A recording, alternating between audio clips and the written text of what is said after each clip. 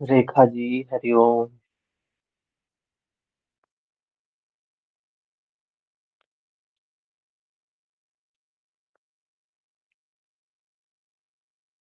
तो हम सभी 12वें अध्याय पर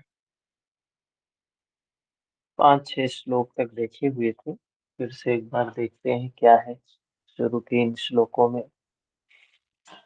जैसा कि हमने पिछले अध्याय में देखा कि अर्जुन को दर्शन होता है भगवान के स्वरूप का। दर्शन करने में सक्षम नहीं था, उसको दृष्टि देते हैं, वो क्षमता देते हैं देखने की। और जानते हैं एक बात और, ये जो देखने की क्षमता है ना, ये सिर्फ मनुष्य को प्राप्त है। इसी को कहा धर्म, स्वाधर्म। ये ये देखने की क्षमता और किसी जीव जंतु पशु पक्षी को नहीं है। और कोई जीव जंतु पशु पक्षी ये काम नहीं कर सकता है जो अनुरागी करता है, जो संयमी करता है, जो मनुष्य करता है। ये कहा कि अगर कोई व्यक्ति ये दर्शन नहीं कर पाया ना, इसलिए देखिए भारत के सारे दर्शन सिर्फ मुक्ति की बात करते हैं। अगर हमें मनुष्य शरीर मिला और हम उस पे चल ना सके, तो समझो कि ये मनुष्य शरीर प्राप्त होना व्यर्थ चला गया। बे, बेकार ही गवा, वो कुछ प्राप्त ही नहीं हुआ। बस वैसे ही आए थे और वैसे ही चले गए। तो ये मनुष्य शरीर प्राप्त करना मतलब देखने की दृष्टि प्राप्त करना है। और मुक्ति सिर्फ दर्शन से ही होगी, बिना दर्शन के मुक्ति नहीं होगी। जब स्वरूप बदलता है दर्शन का, तो हम बाहर शुरू कर देते हैं। मूर्ति, फोटो, ये कल्पना, तो ऐसी चीजें भ्रांति के रूप में चल पड़ती। तो अर्जुन को दर्शन होता है, और दर्शन के पश्चात भगवान श्री कृष्ण बताते हैं कि तुझे ही सिर्फ दर्शन हुआ है, तेरे सिवा किसी ने और नहीं देखा है मुझे। तो वो तू कौन है? मनुष्य है। तू कौन है? अनुरागी है। तू कौन है? तू संयमी है। मतलब उस दर्शन के लिए 3 योग्यता होनी चाहिए। पहली योग्यता की मनुष्य होना चाहिए, दूसरी योग्यता की अनुरागी होना चाहिए, तीसरी योग्यता संयमी होना चाहिए।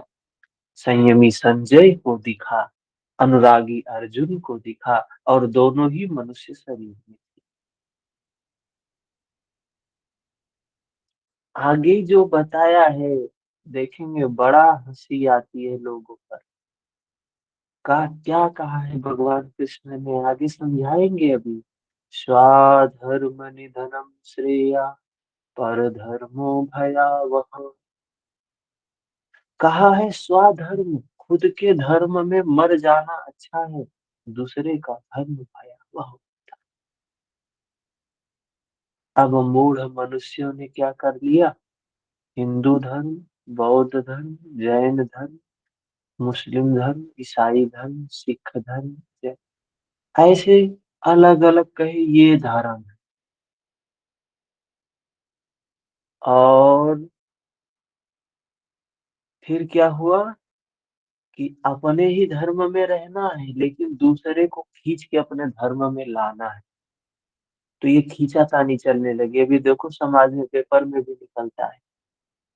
इतने मुसलमान हिंदू बन गए, इतने बौद्ध बन गए, इतने हिंदू बौद्ध बन गए। ये क्या चल रहा है?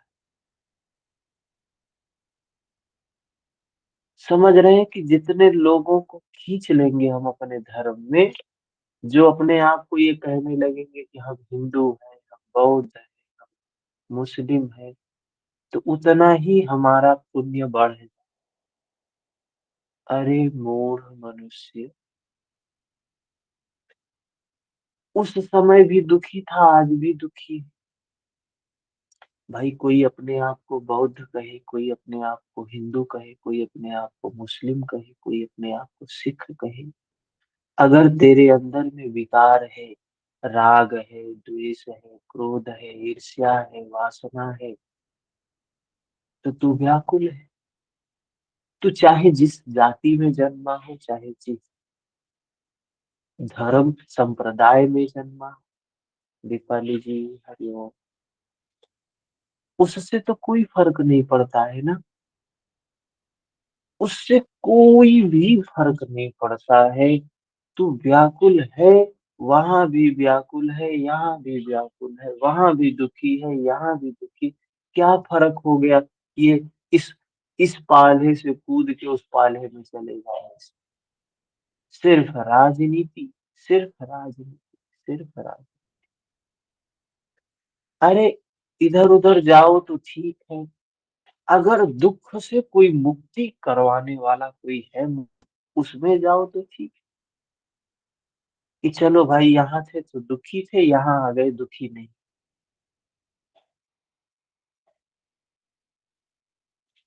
तो आगे मजे की चीजें आने वाली है बहुत। तो भगवान अर्जुन से कहते हैं तूने ही देखा है, तू ही देख सकेगा, और तेरे सिवा किसी ने नहीं देखा है। मतलब एक अनुरागी व्यक्ति ही देख सकता है। दर्शन की जो क्षमता है वो सिर्फ मनुष्य को ही प्राप्त होती है। पहली एलिजिबिलिटी तो मनुष्य होना ही चाहिए।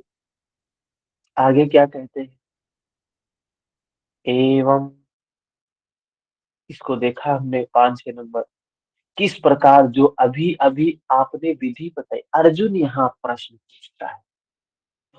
अर्जुन पूछता है प्रश्न कि आपने जो विधि बताई, ठीक इसी विधि के अनुसार अनन्य भक्ति से, अच्छा तो प्राप्ति किसे होगी? जो अनन्य भक्ति से मेरे शरण होगा, मेरे सिवा किसी के प्रति श्रद्धावान नहीं है, सिर्फ मेरे प्रति अनन्य भक्ति श्रद्धा से। तो अर्जुन प्रश्न पूछता है कि भगवान ये बताइए कि आप कहते हैं कर्म योग ज्ञान योग दोनों में श्रेष्ठ कौन है?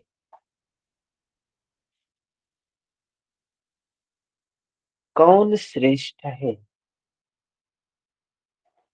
इस विधि के अनुसार अनन्य भक्ति से जो आपकी शरण आए, आपसे निरंतर संयुक्त होकर आपको भली प्रकार उपासते हैं, दूसरे जो आपकी शरण न लेकर स्वतंत्र रूप से अपने भरोसे उसी अक्षय और अव्यक्त स्वरूप की उपासना करते हैं जिसमें आप भी स्थित हैं, तो दोनों में उत्तम कौन है? भगवान से अर्जुन प्रश्न करता है। पीछे की स्थितियों को सुनने के बाद देखा उसने पीछे, क्या देखा? दर्शन किया। दर्शन में भगवान ने बताया कि तूने ही देखा है, एक अनुरागी ही देख सकता है। दर्शन एक अनुरागी ही कर सकता है, एक मनुष्य ही कर सकता है, एक संयमी पुरुष ही कर सकता है। अगर मनुष्य है, नहीं है, तो दर्शन नहीं हो सकता है। संयम नहीं है तो दर्शन नहीं हो सकता है। अनुराग नहीं है तो दर्शन नहीं हो सकता। और भगवान कृष्ण ने बताया अनन्य भक्ति से जो मेरे शरण आए, अनन्य भक्ति से, अन्य ना, अनन्य, जो किसी और की शरण नहीं, सिर्फ मेरी शरण, उसको ही प्राप्ति होगी। तो अर्जुन कहता है कि मान लीजिए कोई व्यक्ति आपकी शरण आया है, और कोई व्यक्ति आपकी शरण नहीं आया है, लेकिन आपके मार्ग पे चल रहा है। अंतर कौन श्रेष्ठ है? उदाहरण, बच्चे का उदाहरण दिया कि समर्पित नहीं हुआ है, तो उसको क्या कहा? जो समर्पित नहीं हुआ है, अपनी शक्ति को, अपनी स्थिति को जानकर जो आगे चल रहा है, वो ज्ञानी है। ज्ञान योग का अनुसरण कर। लेकिन जिसने अपने आप को शरणागत कर दिया, समर्पित कर दिया, तेरा तुझको अर्पण क्या लागे मेरा, जो कुछ भी मेरे पास है उसको हमने तुझे ही, आपको ही समर्पित कर दिया। मैं कुछ नहीं, मेरा कुछ नहीं, जो कुछ भी है सब कुछ तेरा ही है, तुझसे ही है। तो जब ऐसे भाव में होता है तो, और अगर समर्पण की भाव में नहीं है, अपने ज्ञान के आधार पे समझ के देख देख के आगे बढ़ रहा है, तो दोनों में श्रेष्ठ कौन है? प्रश्न अच्छा है अर्जुन का। भगवान श्री कृष्ण जवाब देते हैं, अर्जुन, मुझ में मन को एकाग्र करके मुझसे संयुक्त हुए जो परम भक्त जन से संबंध रखने वाले श्रेष्ठ श्रद्धा से युक्त होकर मुझे भजते हैं, वे मुझे योगियों में भी अति उत्तम योगी मान्य है। कौन है उत्तम?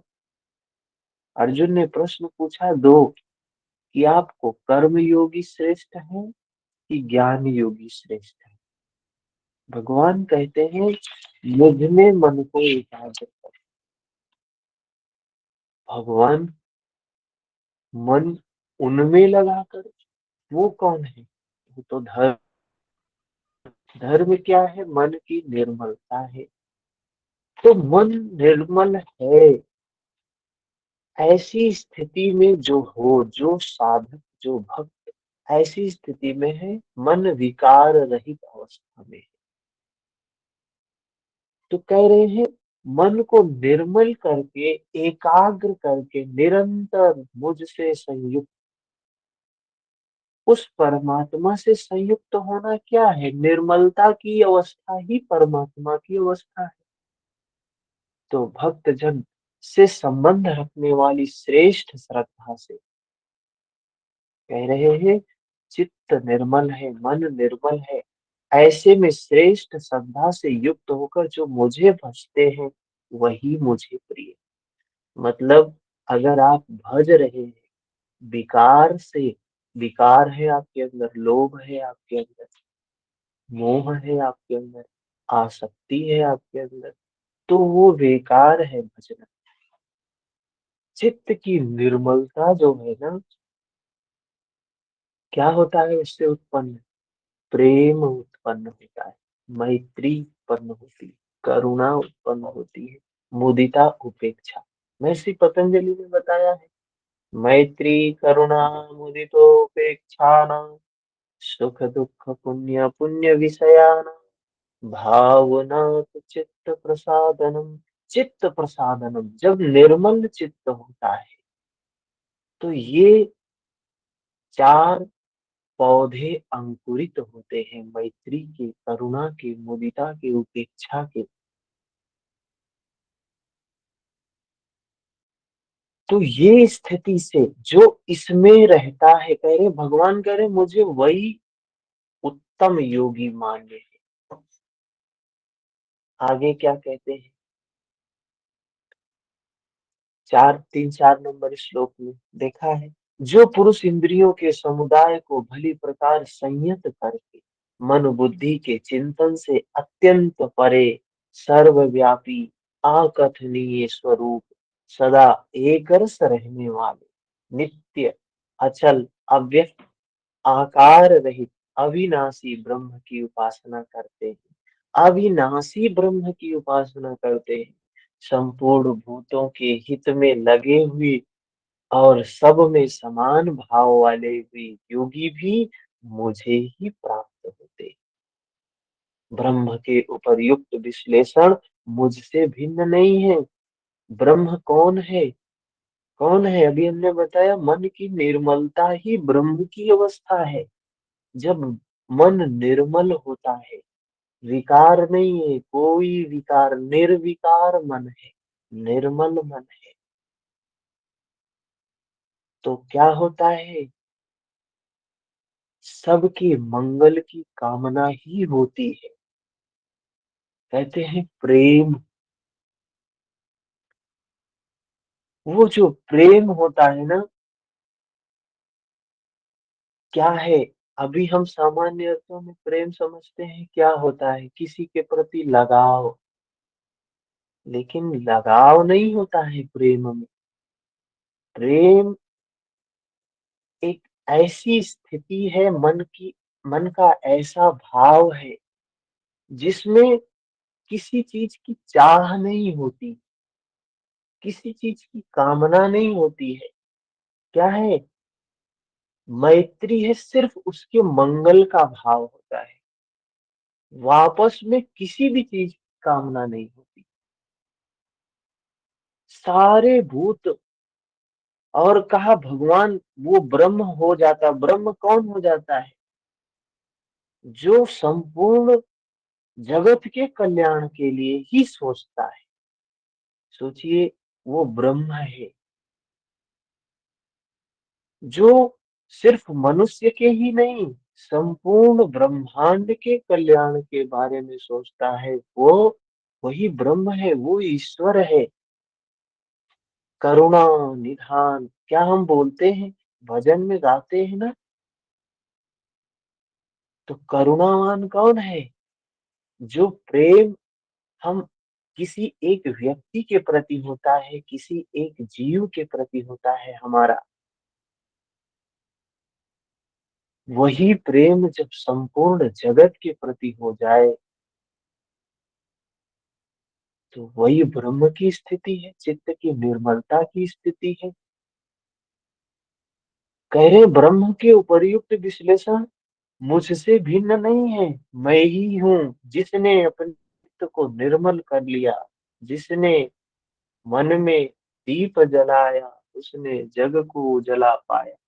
बस सारा खेल मन का है, ये संपूर्ण जगत मन की ही रचना।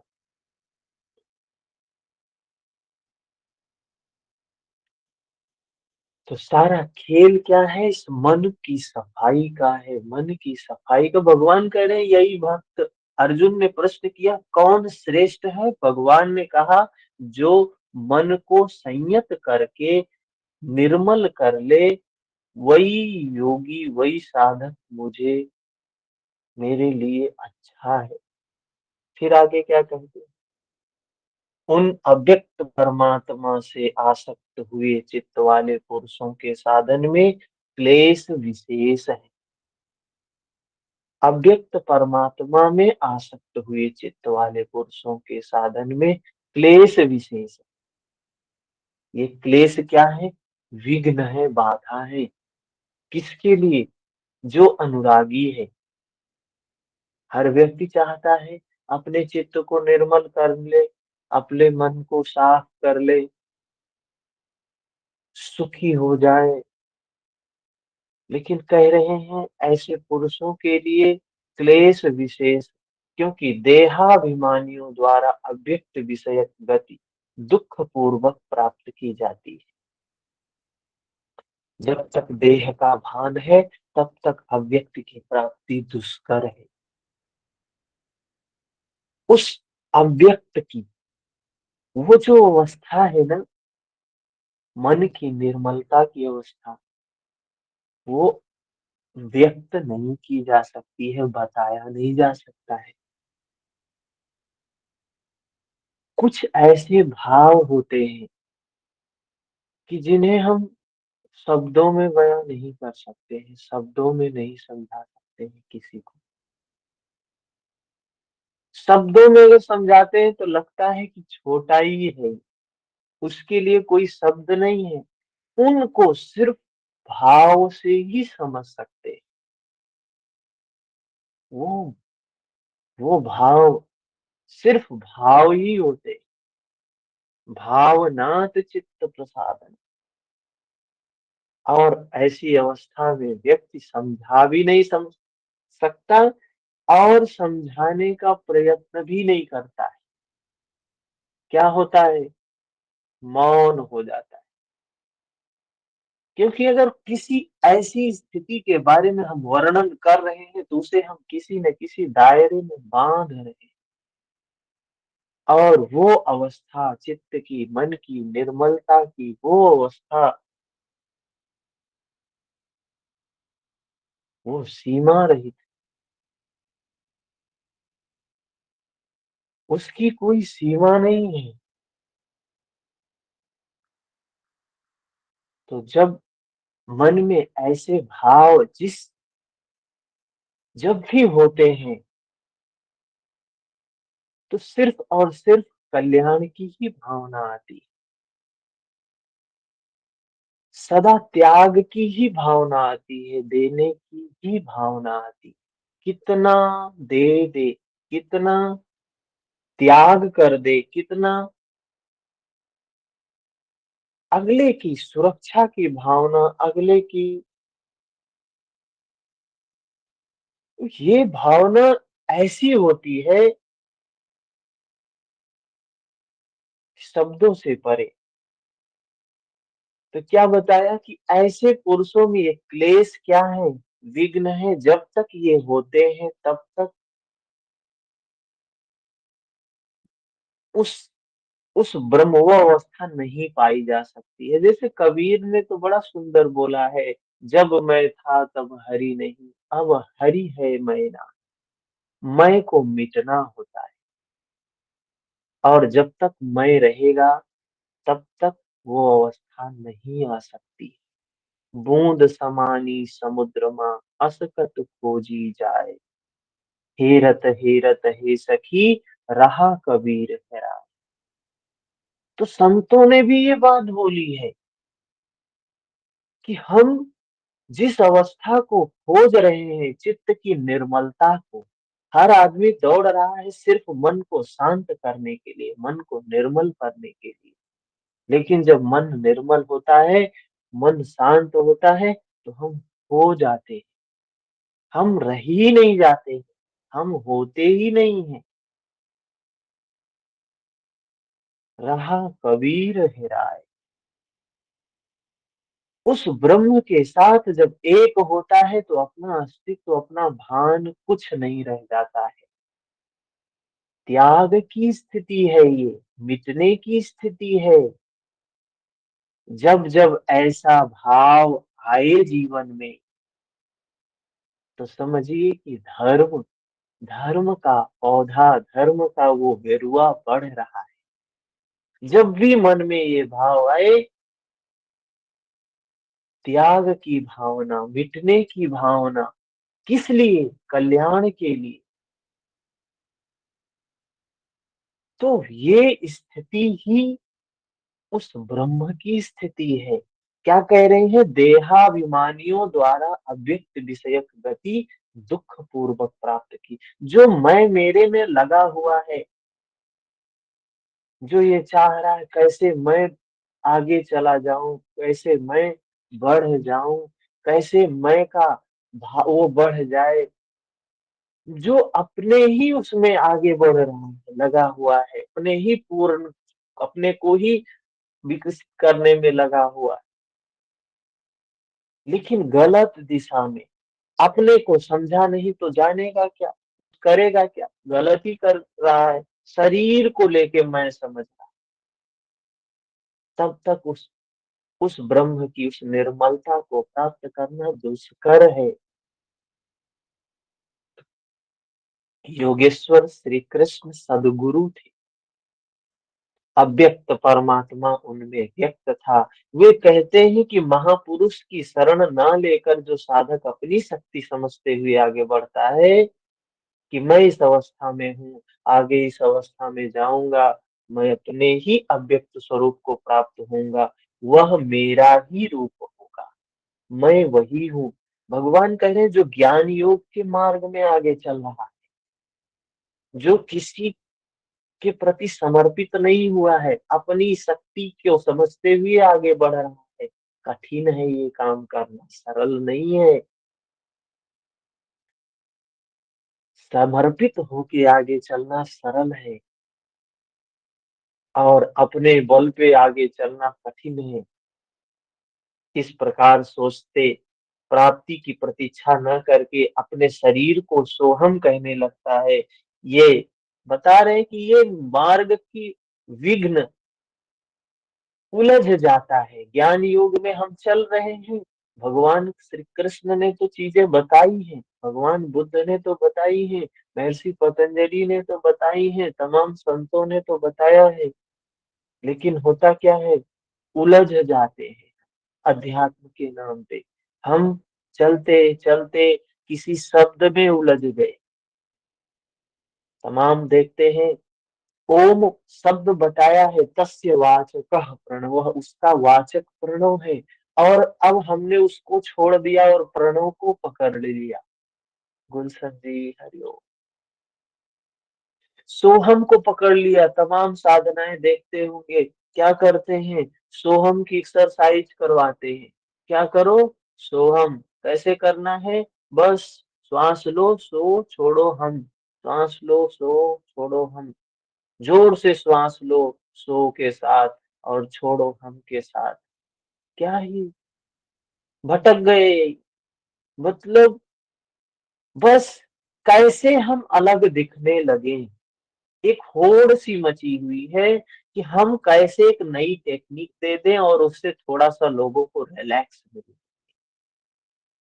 और लोग तो व्याकुल है, भागे हुए चले ही आएंगे। व्याकुल लोग हैं, भागे हुए चले आएंगे। करना क्या है, तो कह रहे हैं इस तरीके से बड़ा विघ्न होता है इसमें। वह दुखालयम अशाश्वतम में ही घूम फिर कर खड़ा हो जाता है, शाश्वत में नहीं, अशाश्वत में। किंतु जो मेरी शरण लेकर चलता है, भगवान श्री कृष्ण कह रहे हैं, जो मेरी शरण लेके चलता है, जैसे बच्चा अपने पिता के प्रति क्या होता है, शरणागत होता है। तो उसकी सारी चिंता किसकी होती है, पिता की होती है, माता की होती है। उस बच्चे को कोई चिंता नहीं होती। कहानी सुनाया था हमने कि किस प्रकार से बच्चा बोझ तभी तक लिया होता है जब तक पिता को वो दे नहीं देता है, उसके बाद वो बोझ समाप्त। तो भगवान श्री कृष्ण कह रहे हैं जो मेरी शरण होगी, जो सब कुछ मुझे अर्पित करके और स्वतंत्र होके जीवन जी रहा है, कर्म कर रहा है, क्या है, ये तो सर्वाणि कर्माणि मयि सन्न्यस्य मत्पराः अन्येनैव योगेन मां ध्यायन्त उपासते। जो मेरे परायण होकर कर्म, संपूर्ण कर्मों अर्थात आराधना को मुझ में अर्पण करके अनन्य भाव से योग साधना आराधना प्रक्रिया के द्वारा निरंतर चिंतन करते हुए भजते हैं। मतलब क्या है, कह रहे हैं कि जो बोझ लेके काम नहीं करते हैं, जो बिल्कुल अपने आप को, जैसे धारा बह रही है, गंगा की धारा बह रही है, उस धारे में एक पत्ता गिर जाए उस धारा में, और वो पत्ता जिस प्रकार से बहता हुआ जाता है, उस पत्ते को तनिक भी कष्ट नहीं होता है कि वो दाएं जा रहा है कि बाएं जा रहा है, कि किसी किनारे भी लग गया तो उसे कोई कष्ट नहीं होता है। कह रहे ऐसे ही होना चाहिए, अपने आप को उस धारा में छोड़ दो और धारा जहां लेके जाए, जैसे लेके जाए वैसे ही बहते चले।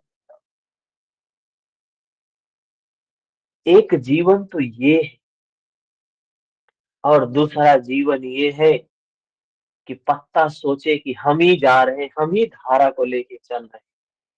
हम रुक जाएंगे तो धारा रुक जाएगी। हैं? सोचो कि हम रुक जाएंगे तो धारा रुक जाएगी और हम ही लेके चल रहे हैं। अरे नहीं, हमें इधर नहीं जाना, हमें इधर जाना है, हमें इधर नहीं जाना, हमें इधर जाना है। तो क्या करेंगे? हम देखते हैं कभी कभी ट्रेन में जाते हैं तो क्या होता है, ट्रेन में बैठे तो कुछ आसपास लोग बैठे ही होते हैं।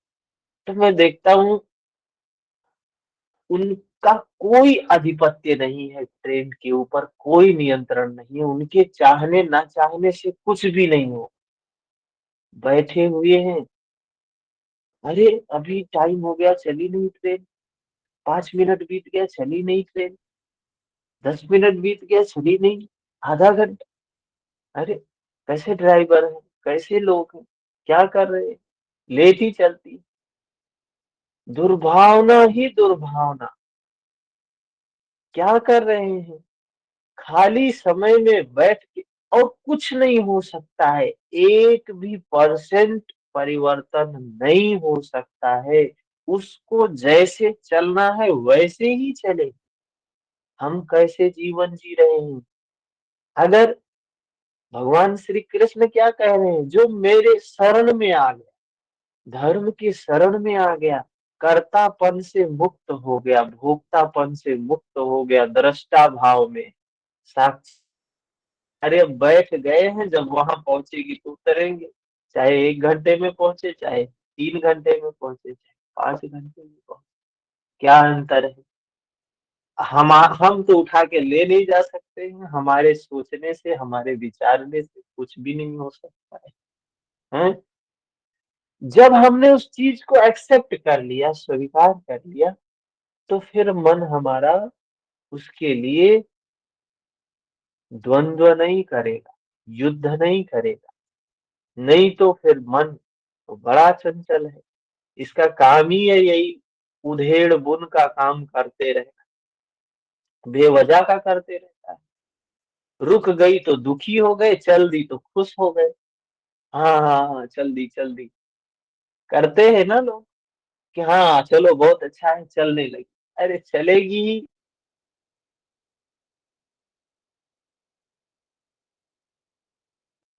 तो कह रहे जो मेरे प्रति समर्पित हो गया, आराम से सो जाए, आराम से बैठा रहे, आराम से रिलैक्स होके, समर्पण पूरी तरीके से अपने आप को उसमें छोड़ दिया, जैसे धारा में पत्ता गिरता है ना, वैसे ही अपने आप को उसमें छोड़ दिया, तो उतरेंगे, देखेंगे कोई तनाव नहीं, तनिक भी तनाव नहीं। तेषामहं समुद्धरता मृत्यु संसार सागरा भवामि न चिरात् पार्थ मय्यावेशित चेतसाम्। केवल मुझ में चित्त लगाने वाले उन भक्तों का मैं शीघ्र ही मृत्यु रूप संसार सागर से उद्धार करने वाला हूँ।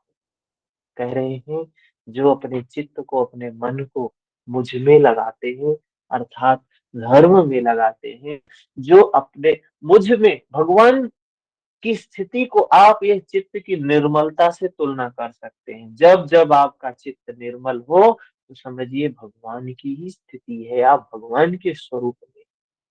इसीलिए छोटे बच्चे को क्या बोलते हैं, भगवान का स्वरूप है। क्यों? क्योंकि उनके मन में विकार नहीं होता है, इसलिए उनको कहा गया भगवान का स्वरूप। और बूढ़ों को बोलते हैं बच्चे के जैसे, कहते हैं ना बूढ़े बच्चे के जैसे होते हैं।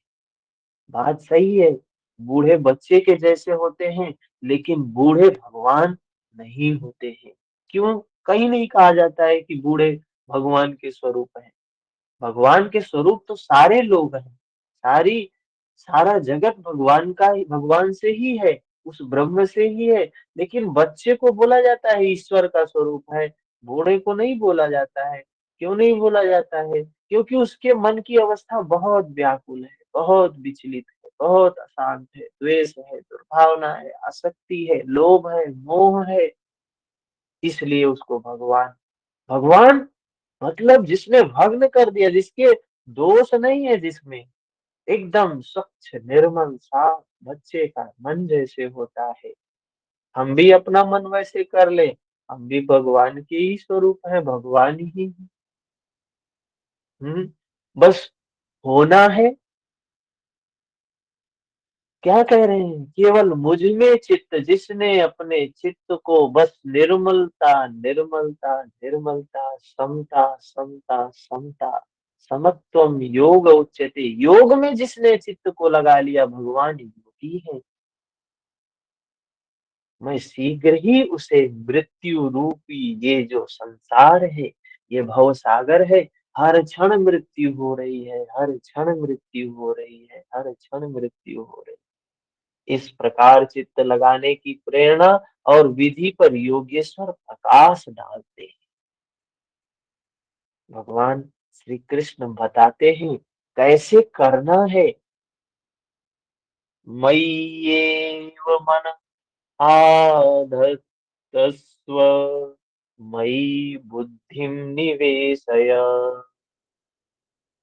निवसिष्यसि मयैव, अत ऊर्ध्वं न संशयः। इसलिए अर्जुन, तू मुझ में मन लगा, मुझ में ही बुद्धि लगा, इसके उपरांत तू मुझ में निवास करेगा। जो अपने चित्त को निर्मल, मन को निर्मल करने के काम में मन को लगाएगा, निर्मल करते करते करते करते एक समय आएगा कि उस निर्मलता को प्राप्त कर लेगा। इसमें कोई संशय नहीं है। भगवान कह रहे कोई संशय नहीं। मन और बुद्धि भी ना लगा सके तब प्रश्न है कि अगर मन और बुद्धि ना लगा सके तब, अर्जुन ने पीछे कहा भी है कि मन को रोकना तो वायु की तरह दुष्कर समझता हूँ। लोग भी कहते हैं, समाज में लोग कहते हैं, अरे ये सब काम ही लोगों का नहीं है, किसका है फिर? ये सब काम तो सन्यासियों का, साधु का है। साधु सन्यासी वेश से कोई नहीं बनता है कि दाढ़ी रखा लिए, वस्त्र धारण कर लिए, कुछ विशेष प्रकार के आभूषण धारण कर लिए तो हो गए सन्यासी। वो सन्यासी नहीं है, वो तो पलायन कर गए। पलायन किया है उन्होंने चीजों से। हम कैसे कीचड़ में, इस जगत में, इस संसार में रहते हुए कैसे इससे परे हो जाएं?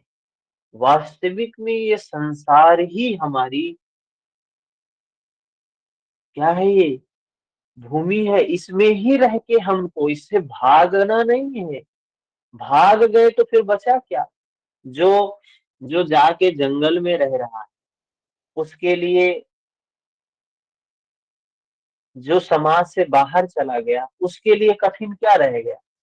हम्म हमें तो लगता है बहुत कठिन है, लेकिन वास्तविक में कठिनता तो है कि इस कीचड़ में रहो और इस कीचड़ से ऊपर रहो। यही योग है।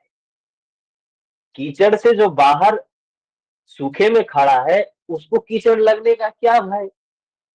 हम्म और वो अभ्यास करे कि हमें कीचड़ ना लगे, हमें विकार ना हो, तो वो बड़ा काम नहीं कर रहा है। बड़ा काम तो वो कर रहा है जो उसमें रहते हुए उससे ऊपर होने का प्रयत्न करे। अर्जुन ने कहा बड़ा दुष्कर है, बहुत कठिन है, लेकिन भगवान श्री कृष्ण क्या कहते? अथ चित्तम समाधातुम न शक्नोषि मयि स्थिरम्, अभ्यास योगेन ततो मामि छातु धनंजय। इच्छा धनंजय, यदि तू मन को मुझ में अचल स्थापित करने में समर्थ नहीं है। अचल मतलब स्थिर करने में सक्षम नहीं है।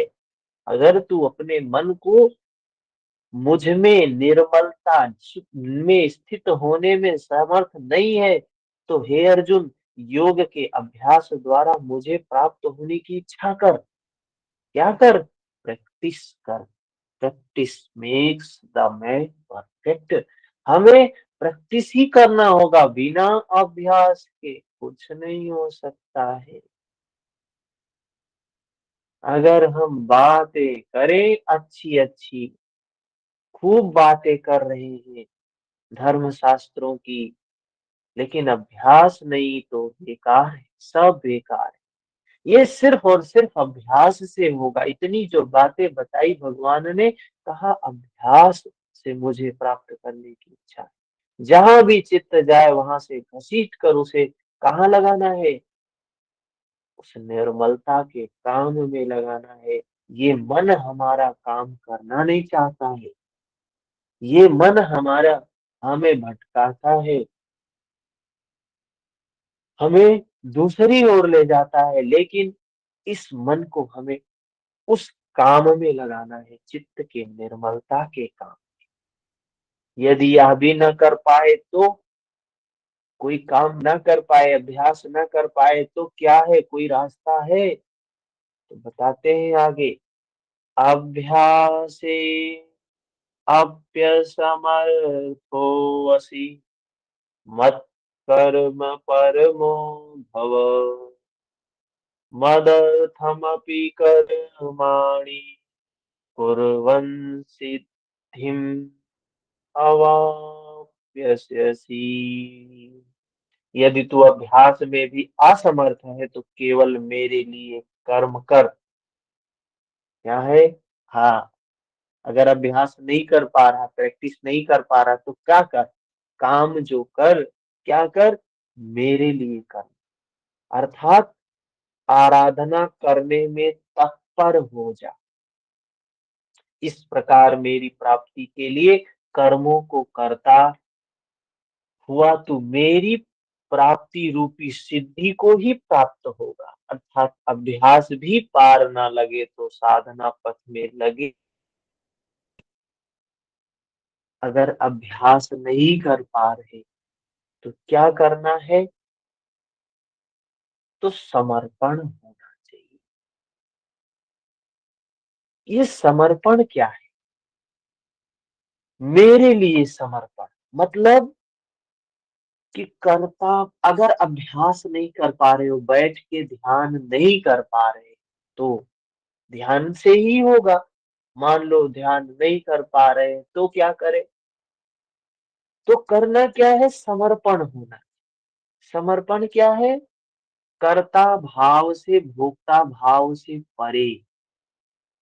कर्ता भाव भोक्ता भाव से परे कौन सी स्थिति में है होने चाहिए फिर? तो बताया, जो कुछ भी हो वो क्या मानना चाहिए हमें? क्या मानना चाहिए? कि वो प्राप्त हुआ है उस परमात्मा के द्वारा ही, उस ब्रह्म के द्वारा ही प्राप्त हुआ है। तो जस्ट एक्सेप्ट करने की भाव, जस्ट एक्सेप्ट करने की भाव, जस्ट एक्सेप्ट करने की भाव, सिर्फ स्वीकार, स्वीकार, स्वीकार, कुछ और नहीं है। जो कुछ भी हुआ उसको क्या करना है? स्वीकार करना है। क्योंकि हम तो समर्पित है ना। जब पत्ता पानी में गिरा, पानी की धारा के साथ बह रहा है, तो वो दाएं जाए तो कोई फर्क नहीं, बाएं जाए तो कोई फर्क नहीं, सीधा जाए तो कोई फर्क नहीं। समर्पण तो समर्पण है। ट्रेन में बैठे हैं और जाना इसी ट्रेन से है, तो अभी चले कोई फर्क नहीं, आधे घंटे रुक के जाए कोई फर्क नहीं, धीरे जाए कोई फर्क नहीं, तेज जाए कोई फर्क नहीं। जब जाने का स्थान पता है, पहुंचने का स्थान पता है, तो बीच में व्याकुलता किस बात की? वो व्याकुलता नहीं होनी चाहिए। तो कहा शरणागत हो गए, समर्पित कर दिया आपने। अभ्यास नहीं कर पा रहे हो तो ये कर दो। ये भी आसान नहीं है, कहना आसान है, कौन कर पाता है इसको? बिना अभ्यास के ये भी नहीं होगा। जब तक अभ्यास नहीं होगा तब तक ये भी नहीं होगा। अभ्यास भी पार न लगे तो साधना पथ में लगे भर रहो। मतलब जीवन, सामान्य जीवन में भी ये चीजें हम फॉलो करते चले। कोई प्रश्न है किसी का?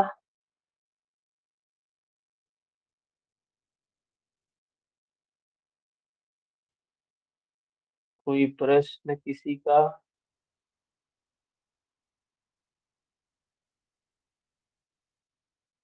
भैया, हाँ देखो। आवाज आ रही है मेरी ढंग से? हम्म। मेरी आवाज सही आ रही है? हाँ आ रही है। अच्छा, मैं ये पूछना चाह रही थी, इससे रिलेटेड नहीं है, मैं वैसे ही पूछना चाह रही थी कि आप कई बार दोहा बोलते हो ना, चित्रकूट के धाम पे, हाँ तो चंदन घिसे, तो हाँ हाँ। चित्रकूट का धाम मतलब दोहों में, कबीर के, तुलसी के दोहों में इसीलिए प्रसिद्ध है क्या कि वहाँ राम, उसकी प्रसिद्धि का कारण क्या है कि आज कलयुग में भी वहाँ राम मिलेंगे? अब क्या है, अभी तो इसके बारे में कुछ नहीं कह सकते। राम शब्द, हम राम किसी व्यक्ति को मान रहे हैं जो दशरथ के पुत्र थे। हम्म। उनको हम मान रहे हैं राम। राम लेकिन नहीं, है क्या? हिंदी हिंदी के चैप्टर में इस टाइप का कोई दोहा है कि कहाँ दुखी है, पर? और तो मैं उस वजह से जानना चाह रही हूँ कि चित्रकूट का धाम क्यों प्रसिद्ध है। मेरी नॉलेज में नहीं है ये चीज कि हाँ मुझे वहाँ भी नहीं पता है इसके बारे में। अच्छा। और राम, वो कोई व्यक्ति नहीं है जो वहां पे शरीरधारी नहीं है। कृष्ण कोई शरीरधारी नहीं है कि हम वहां पे अब ऐसी है कि वहां उस रास्ते से गए थे, वहां पे उन्होंने कुछ दिनों तक निवास किया था। इसलिए उस भूमि को माना जाता है कि ये पुण्यशाली भूमि है, जहाँ भगवान स्वयं इतने दिनों तक रहे। हम्म। ये धरती वो उनको बहुत अच्छी लगी, तो ये सारी चीजें हैं। लेकिन अब वो रहे, वहां से गए, और हम उसी धरती को ही पकड़ के उन्हें छोड़ दें, उनके गुणों को, उनके कथनों को, उनके जो कार्य थे उनको छोड़ दें, उस धरती को ही पकड़ के बैठ जाएं। मूढ़ता पूर्ण बात है। बहुत ऐसा गुरुजी, कुछ वो भी नहीं है। चित्रकूट तो त्याग का प्रतीक मात्र है, क्योंकि रामचंद्र जी ने वहीं से सारा चीज छोड़ दिया था। तो ये हम्म। सिर्फ प्रतीक। तो वही तो बताया ना, कि क्या बताया हमने? त्याग। जब वो निर्मलता की अवस्था आती है तो सब कुछ समाप्त हो जाता है, शून्य हो जाता है। तो वो जब रामचरितमानस करेंगे, कभी आगे चल के हम करेंगे रामचरितमानस भी इस तरीके से, जैसे भगवत गीता कर रहे हैं ना, ऐसे उन, रामचरितमानस इस परिप्रेक्ष्य में उनका देखेंगे। जीवन उनके जीवन में चित्रकूट एक ऐसा जगह था जहां मोड़ आ गया। हमारे जीवन में चित्रकूट कब आएगा, ये भी समझ सकते हैं उसको से। बिल्कुल बिल्कुल बिल्कुल अशोक जी। तो चित्रकूट जो बताया ना, कि त्याग का प्रतीक। और अभी आज हमने देखा कि त्याग क्या है। जब मन में निर्मलता आती है तो त्याग ही त्याग होता है, चाह किसी प्रकार की नहीं होती है। जब त्याग होता है ना, जिसको कहा कि प्रेम की स्थिति, कबीर क्या कहते हैं, पोथी पढ़ पढ़ जग मुआ, पंडित भया कोई, ढाई आखर प्रेम का। उस ढाई आखर प्रेम का लोग बोलते हैं राम है, बोलते हैं कृष्ण है, बोलते हैं ओम है, बोलते हैं अल्लाह है, बोलते हैं हरि है। उसी ढाई अक्षर को लेकिन वो ढाई आखर प्रेम, कोई कहता है प्रेम है, वो ढाई आखर वो अवस्था है मन की जहां सब कुछ त्यागने के लिए तैयार होता है। वो प्रेम की अवस्था ऐसी होती है, उसको कहा प्रेम है। ढाई आखर प्रेम का पढ़े सो पंडित होए। जिसने चित्त को निर्मल कर लिया, कोई आसक्ति नहीं है, कोई लोभ नहीं है, कोई मोह नहीं है, कोई कामना नहीं, सिर्फ अगले किसी भी स्थित जीव के लिए, किसी व्यक्ति के लिए सिर्फ यही है कि वो अगला व्यक्ति कैसे, उसका कैसे मंगल हो, कैसे अच्छा हो, कैसे उसका अस्तित्व रहे, सिर्फ यही मन में भावना है। चाह चिंता, चाह समाप्त हो गई, अब लेने का भाव कुछ भी नहीं है।